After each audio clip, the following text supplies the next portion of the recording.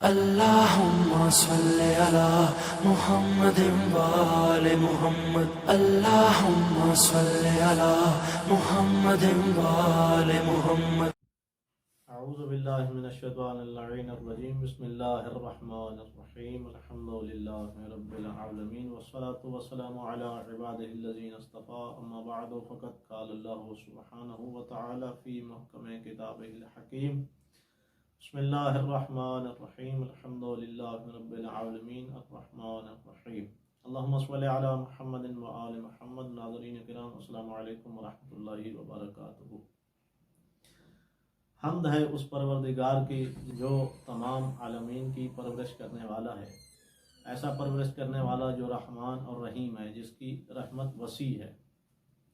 ناظرین محترم، آپ غور کریں کہ ہم مسلمان ہیں اور مسلمان کا حق یہ ہے کہ وہ پروردگار کی بندگی کو اختیار کرے۔ اب سوال یہ پیدا ہوتا ہے کہ پروردگار کی وہ بندگی کیسے اختیار کرے؟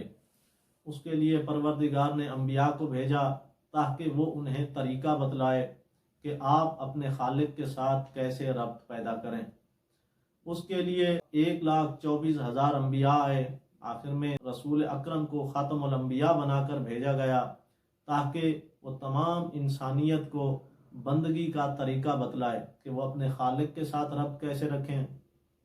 تو اس کے لیے ایک سلسلہ ہے جو پروردگار سے ملاقات کے لیے، وہ ہے دعا۔ اب دعا پروردگار سے مخاطب ہونے کا نام ہے، خالق سے بندے کے ربط کا نام ہے، یعنی عبد اور معبود کے درمیان رابطہ ایک ہی چیز ہے، وہ ہے دعا۔ دعا ایک انسان کی فطرت میں ہے کہ وہ پکارتا ہے ہمیشہ جب بھی کسی ضرر میں ہو۔ اب اس کی طریقے کے لیے ہمارے ائمہ میں سے چوتھے امام نے ایک دعاؤں کا سلسلہ قائم کیا کہ جس کی وجہ سے وہ ایک ایسا طریقہ بتلایا کہ واقعاً ہی جب بندہ ان دعاؤں کو پڑھتا ہے تو پتہ چلتا ہے کہ اب اپنے خالق سے بات کیسے کرے۔ تو امام نے اس دعاؤں کے لیے ایک کتابچے کو مرتب کیا جس کا نام رکھا صحیفہ سجادیہ یا صحیفہ کاملہ۔ جب دعاؤں کو پڑھا، دوسرے جتنے تمام مفکرین نے اہل مصر سے بھی اور جتنے اور بھی دنیا میں علماء موجود تھے، تو اس صحیفہ سجادیہ کو انہوں نے نام دیا ہے زبور آل محمد کا۔ تو جب زبور آل محمد کے نام کی ایک کتاب سب سے پہلے جو کتاب مرتب ہوئی وہی صحیفہ سجادیہ ہے، تو ہمیں اس صحیفہ سجادیہ کی اہمیت کو معلوم ہونا چاہیے، ہمیں اس کی دعاؤں کو پڑھنا چاہیے۔ اس کے بعد آپ دیکھیں اسی دعاؤں کے سلسلہ کہ امام زین العابدین کی زندگی کو دیکھیں کہ انہوں نے کس ایام میں ان دعاؤں کا سلسلہ کس طریقے سے برقرار رکھا ہے۔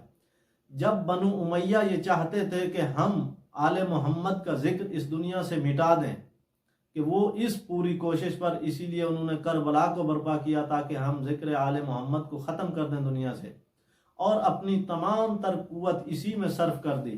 تو امام نے یہ چاہا کہ یہ جو دنیا سوچ رہی ہے کہ ہم آل محمد کے تذکرے کو ختم کر دیں، تو وہی امام برحق جو تمام انسانیت کی ہدایت کے لیے آیا تھا، اس نے دعا کے سلسلے کو قائم کر کے ایک ہی دعا میں 20 مرتبہ درود پڑھ کے یہ سمجھایا کہ دعا جب ایک خالق سے ربط کا نام ہے، تو جب تم اس خالق کے ساتھ ربط قائم کرتے ہو، اور اس دعاؤں میں درود پڑھ کے بتلایا کہ اسی طریقے سے جس طرح ذکر خدا باقی ہے تو ذکر آل محمد بھی باقی رہے گا۔